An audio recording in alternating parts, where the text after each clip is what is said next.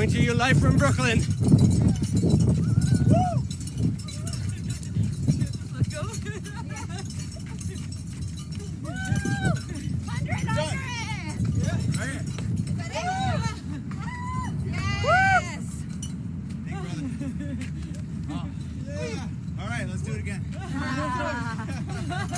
my God, you're done?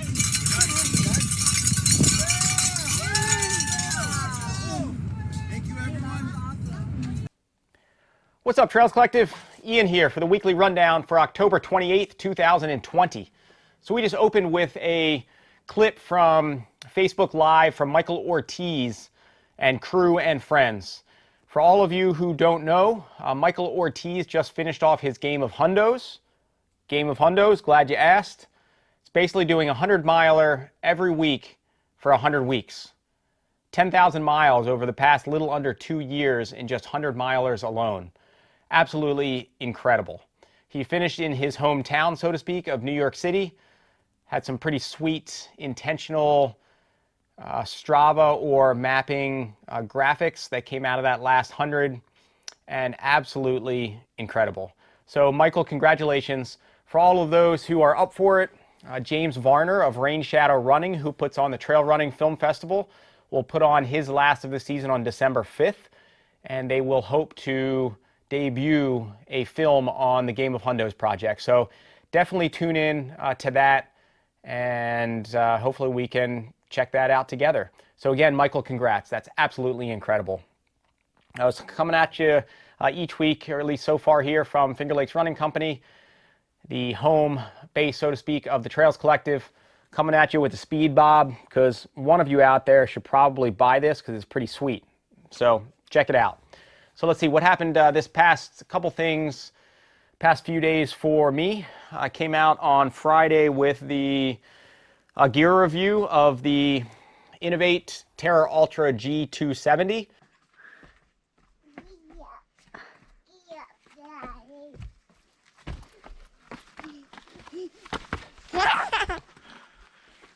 The Innovate Terra Ultra G270, allowing you to run down mountains with babies since 2020. Terra Ultra G270. Smile, Cameron.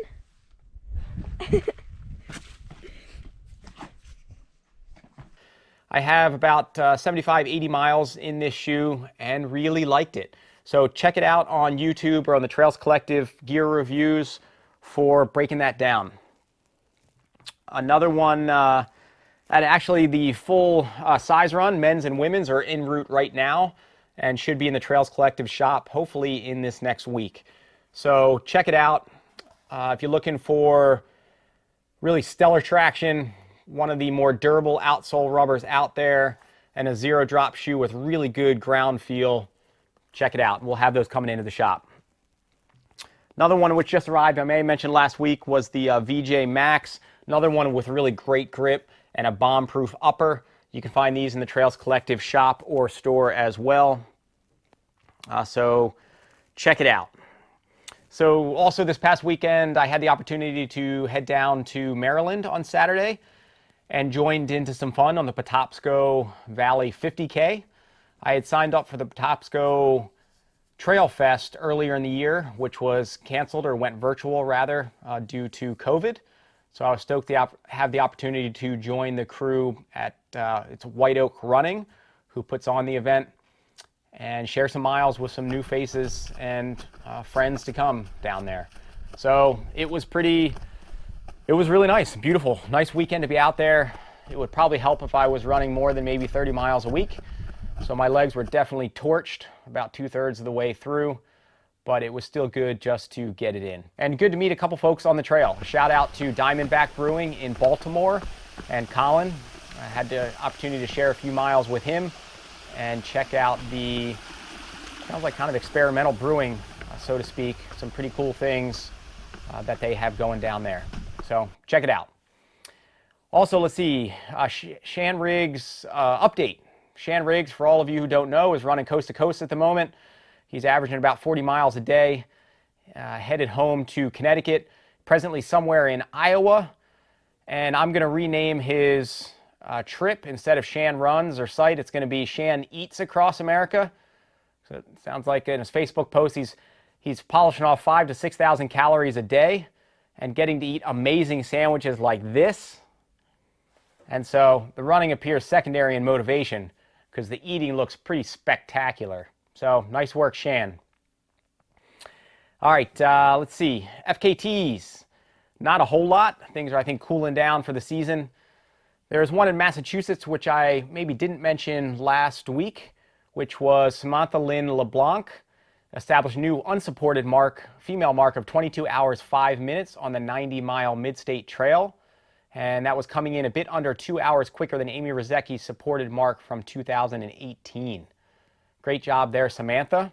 And we did connect with Samantha, and she had a lot going on last week, but followed up, and we will plug a clip here from Samantha. So go ahead and take it. Hello, my name is Samantha LeBlanc, and I recently completed the unsupported FKT on the Midstate Trail, which is in Massachusetts. It is a 92-mile trail that starts on the border of New Hampshire and kind of cuts right down the middle of Massachusetts and ends on the border of Rhode Island. I was originally signed up to do the Superior 100 in Minnesota, which is my dream race. It took me a couple years to get in, finally got in, and then the pandemic happened. About a month or so into the pandemic, I realized that even if Superior didn't get canceled, I wasn't going to feel comfortable traveling. So I needed new trails to find to run on anyways, because I live about 20 minutes from Boston and all the trails around here are super, super crowded.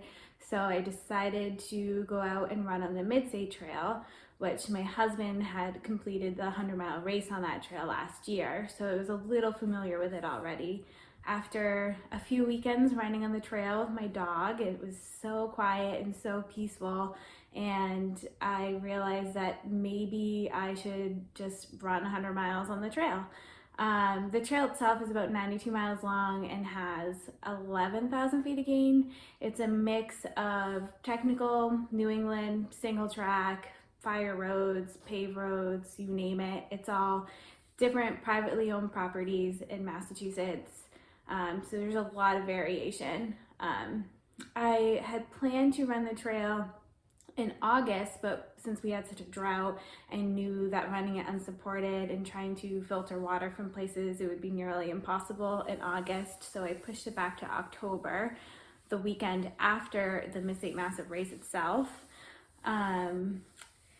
That weekend came and it was a downpour all weekend, and I didn't want to push it back any further. So I decided to start Thursday night at 8 p.m. after working 10.5-hour day as a nanny, which brought its own complications. But for the most part, it went pretty smoothly. The night was really, really hot and humid. So the next day when it rained all day, it actually felt pretty nice until the last couple hours when I started to get a little cold. Wearing a heavy pack with all your food and gear is rough on the body. Like, I felt it almost immediately. So that first night was a little bit slower from the heavy pack, but also trying to find little tiny yellow triangles in the dark is a lot harder than I thought it would be, even though I had run those trails a million times. So I went a little bit slower at night, and then the next day from wearing the pack, everything hurt halfway through, so I wasn't as fast as I wanted to be the next day, but it ended up, for a 92-mile day, it ended up kind of working in my favor, that I was able to pace it out a little bit better and not start out too fast. So my goal was to do it around the men's unsupported time, which was 21:40, and then my second goal, in case that didn't work out, was to beat the women's supported time, which was 23:57, and I ended up finishing in 22:05, so just 25 minutes slower than the men's unsupported time. I maybe we'll go back someday and try and do it a little bit faster and better weather. Another thing that was kind of hard about doing it in October is we had a couple storms, so there was a ton of leaves on the trail and fallen branches and just stuff that I couldn't control. But everything that I could control, like my body and mind, and went pretty smoothly. And I actually really, really enjoyed being out there alone for 22 hours. So it's something that I would love to do again. So in a way, I'm kind of thankful for the pandemic when it comes to running, because it opened my eyes up to doing these longer solo FKTs that, and I kind of almost like a little bit better than racing. So so that was that. If you want a longer write-up of my experience, you can go to my Instagram, which is always adventuring with Lily, and I have a longer write-up in my bio. But thank you so much, Ian, for having me on. In New York, Ryan Atkins apparently finished digging a tunnel under the border from Canada to the U.S. to get back in COVID times, and he posted a new FKT for the 18-mile Gray Skylight and Marcy Lollipop Loop in the high peaks of the Adirondacks in 3 hours and 19 minutes. That's 21 minutes under Nick Arndt's solid time from just 4 weeks ago. So welcome back, buddy. Nice work. Brian Ibbs, Aaron Anaya, and Nick Johnson, 7 hours, 3 minutes for an opening mark on the 22-mile Ramapo-Dunderberg route through Harriman. Kelly McDonald, 2 this past week, or 2 on the weekend maybe even was. 3 hours, 41 minutes for the Five Sisters Loop, establishing an opening unsupported women's mark. And then 2 hours, 33 minutes for the Notch Trail in Hudson Highlands. So great job, Kelly. I got to look up how many you've done this year, but it's pretty spectacular. I'm guessing you've got to be the lead female on the year. So nice work keeping it cranking. Catherine Spector, 3 hours, 33 minutes for the Breakneck Ridge Hudson Highlands route for a baseline unsupported female mark. This is 1 minute faster than Tiffany England's supported mark from 2019. So great job, Catherine. And Justin Kowski, another one that we've been mentioning weekly here, who's just been having a blast getting out there weekend after weekend in the absence of events, just finding new, beautiful, adventurous routes and just running hard on them. So 13 hours, 22 minutes for the Devil's Path out and back mark. And in Virginia, Jack Kunsley, however you pronounce it, 1 hour, 2 minutes for the Old Rag Mountain, shaving 3 minutes off of JJ McDouglar's time from 2014. I personally think probably JJ should keep the title there, just because I think JJ McDouglar is a pretty amazing name. Yes! That's awesome! So maybe somebody get in there and hack FKTs just to let JJ McDouglar keep that time. All right, results. There's a lot of events that have gotten canceled the past couple weeks. Going through one event after another to try to find some, just one canceled, one maybe virtual, one canceled. So I spent a lot of time finding events that just weren't existing. So if I missed some out there, my apologies. Let me know. I'll plug them in post-mortem. But otherwise, it was a Patapsco Valley 50K, as I mentioned, in Patapsco Valley State Park in Maryland. And they don't have the results yet. I think they started between 15 and 17 waves, just as per the COVID modifications.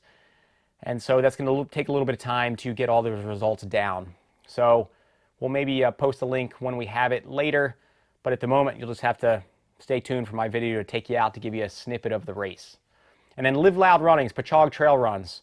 Half marathon, marathon, and 50K options run in the Pauchaug State Forest in Voluntown, Connecticut. And this is put on by Jimmy McCaffrey and the crew at Live Loud Running, doing a pretty awesome job. Live Loud and Steep Endurance. Seems like they have pretty much the line on technical, beautiful, burly, and just fun trail community scenes in Connecticut. So I did reach out to Jimmy, and it sounds like the weekend went really well, and we will plug a clip from you here. Take it. Hey, what's up, gang? Jimmy Mack here from Live Loud Running for Trails Collective, talking about last weekend's Pauchaug Trail Runs. We had a 50K, half marathon, and a marathon down in Voluntown, Connecticut. We use 3 of the Blue Blaze trails here in Connecticut, the Pauchaug, Quinnebog, and Nahantic trails, and it makes a 16-mile loop and a 13-mile loop. It was a hotly contested 50K. We had 80 finishers and 19 first-time ultra runners finished the 50K. And on the ladies' side, we had Stacy Clark with the win, followed up by Erin Kate Alexak and Molly Karp in third place. And then the men's podium was John Snow in 4:32, followed up by Dan Bates and Jack Rusky. And in the marathon, over on the ladies' side, it was a pretty good battle there between Mary Louise Timmermans, who got the win and new course record, followed by Kelly Way, and third place was a tie between best buddies Becky Burke and Amy Sorensen. And on the men's side, it's quite a battle to see Ian Ridgway just edge out Jeff Grant, and third place was Jonathan Morissette. Then over on the half marathon, it was a hotly contested battle between Jeff Walker, who took the win from Ryan Williams, and third place a few minutes back was Stefan Rodriguez. And on the ladies' side, again, another hotly contested battle with Brittany Battis taking the win, Elizabeth Campbell in second place, and third place was Hazel Pine. Special shout out goes to all my volunteers. Some of y'all stayed all day long and helped out with so many different jobs.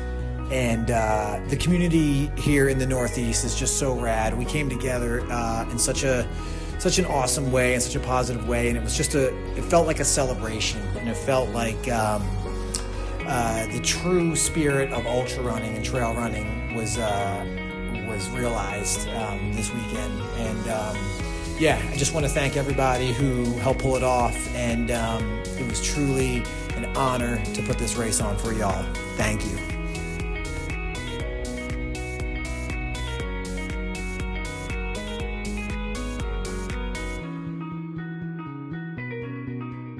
And then for upcoming events, also as I mentioned, with just looking for results, there's just not a lot of events that seem to still be running. A couple of the smaller ones I may miss, and my apologies. And for you out there, always give me the heads up if you have an event coming up. If you're aware of one, maybe I'll miss it. So give me the heads up. So there were a couple, and the several that were coming up were already full, so you got to catch them for next week. I mentioned last week that one coming up on November 1st is Fire on the Mountain 25K and 50K in Green Ridge State Forest in Maryland, put on by the Potomac Highlands Distance Club. And one on November 7th, which just looks absolutely beautiful, and to have on your radars for next year, the Rim to River 100. It traverses the New River Gorge in West Virginia. It's sold out for this year, but keep an eye on it for next. So, a fairly shorter episode this week, and I'll take you out with Patapsco Trail Runs. Thanks for tuning in, and I will catch you next week. See ya!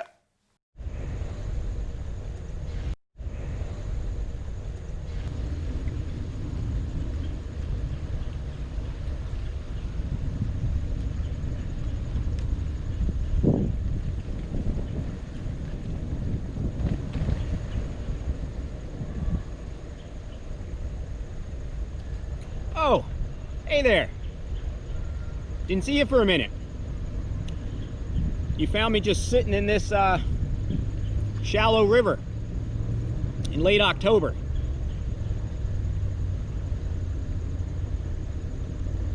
Drinking from this here finisher's mug, which says the Patapsco Valley 50K. Which is a race I just ran, which is why I'm sitting in this cold river. And it's probably going to take me a good 30 seconds to stand up.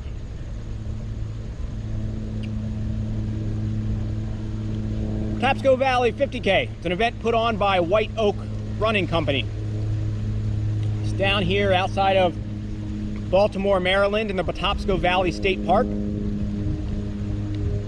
Talking to an entrant. The park is massive. They have something like 200 miles of trails in the park. And it's definitely a pretty amazing resource. So this year, with COVID, they still managed to push through, get it off the ground. Good amount of great COVID modifications. Typically, I think a field size for this is like 350. This year, it backed off to about 150. Wave starts. First, I was in the first wave this morning. We went off at 6:15, so we were in the dark for maybe an hour or so.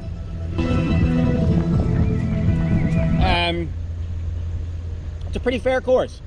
It's got some, I guess the first 6 miles, or so, the whole course is rolling. First 6 miles or so kind of feels like you're more in a contrived urban forest, basically. Some tight trails, a lot of turns, a lot of trails that are clearly maintained by mountain bikers and used by mountain bikers. Middle of the section of the course really was wonderful, and that's kind of where I think the where I really connected with it. So in that probably about 5 or 6 miles in the dark, I missed one of the arrows with another runner, and we ended up doing an extra loop. So my day was maybe like 33 miles or so.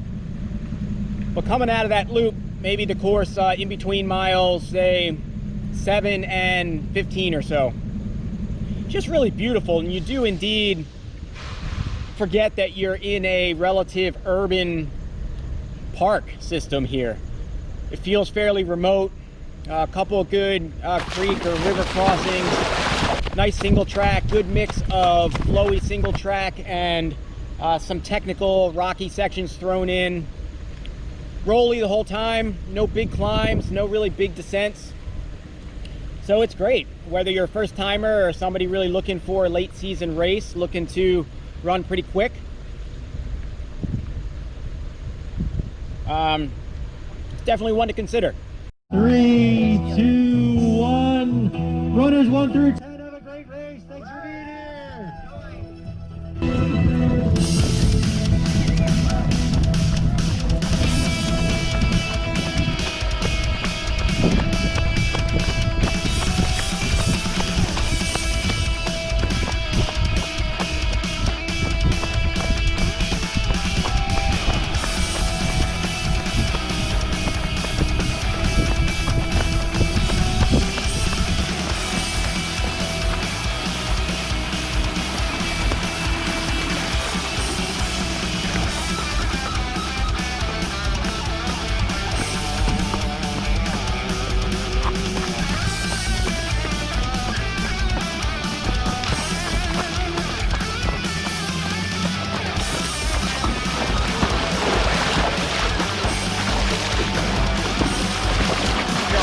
Yeah, you as well.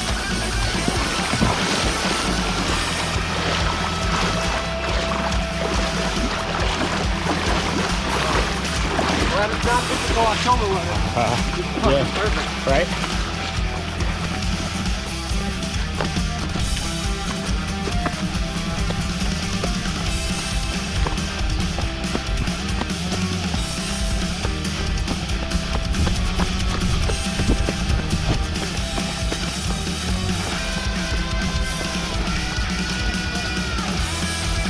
Thank you, volunteers.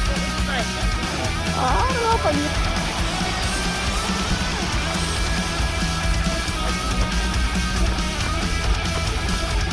Good job.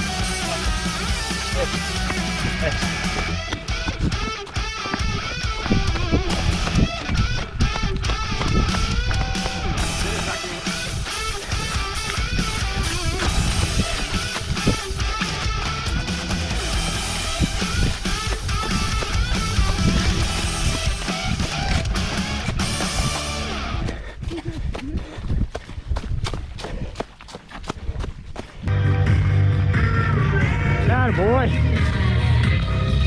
Great job, man. Thank you. All right, runner. What's your number? 11.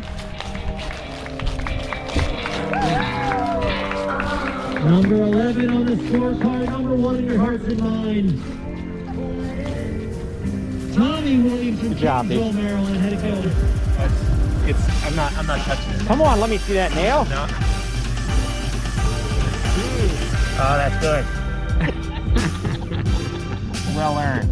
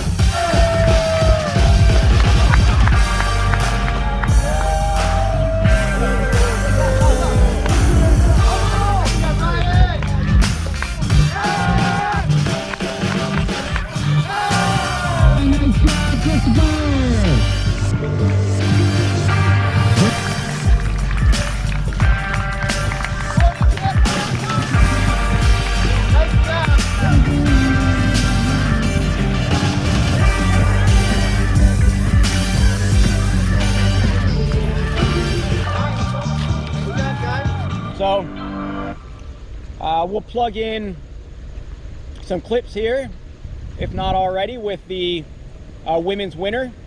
She came by me a couple miles out from the finish and she just looked really strong. If I had any legs left whatsoever, which I didn't, I would have hung with her to give you more clips because she looked pretty good out there. All right. Yeah, it was a tough day out there. The course is really challenging. Definitely kind of have to like mentally power through at times, but I think one of the coolest things is when you kind of set your mind to it, you're like, wow, I can actually get through this and really do something that I've never put my body through before.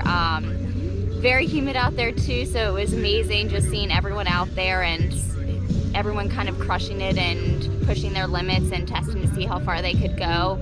I think being on the trails is such an incredible experience. It's so different than roads. This is my first time doing a trail race and doing a ultra 50K distance, so that was really cool for me to experiment with. You know, it was cool to kind of test out nutrition and see how my body was reacting and everything. And I think one of the coolest things is just being now a part of that trail running community. Everyone out there just cheering you on, and every person you pass or see on the course just really kind of, you feel like they're like one of your best friends, like pushing you and really wanting to see you succeed. So I think that was a really awesome experience. I think everyone, all the organizers making this such an incredible event was just really awesome for my first attempt at 50K. Right on. Well, great job. You look great coming in. So thank you. I appreciate it. Yeah. Thank you so much. Totally. And weave in also a clip from one of the White Oak owners and RDs here as well. All right, what's going on, everybody? My name is Ryan. Myself, my friend Mario, and Sean were the race directors for the Patapsco Valley 50K, and we are also the people who organize a few other events collectively under White Oak Running Company. Today I'm out here, we're having the 7th running of the Patapsco Valley 50K. Had to highly modify some things this year, but we were able to successfully get 136 runners off today, spacing them out, small groups. But we've been doing this, like I said, for 7 years. We also have a couple of other events that we do. We have one in March called the Miocene Epic Endurance event. That's a 3 or 6 hour event. And then every year we also have Patapsco Trail Fest, which this past year we had to do completely virtual. Coming up for next year, we're really excited. We have a whole slate of unique virtual events that we're going to be offering, which we're really excited about. We have some really cool partnerships and some things going on that we think runners will really like. And you know, it's been an interesting year. It's been a challenging year, but you know, we're just really happy that we had so many people come out. We were able to still kind of keep that sense of some kind of sense of normal. It was the closest thing that it's felt like for such a long time, and you know, just a lot of happy people out on the course. And you know, we were really lucky, you know, to have great weather, and you know, so hopefully you know, we'll see even more of our runners back next year in person. We're hoping for the future. But just again, you can visit us at whiteoakrunning.com. You can also find us on Instagram, Twitter, and Facebook at White Oak Running. And we hope to connect with some of you other runners out there sometime soon. Thanks a lot. Have a good one.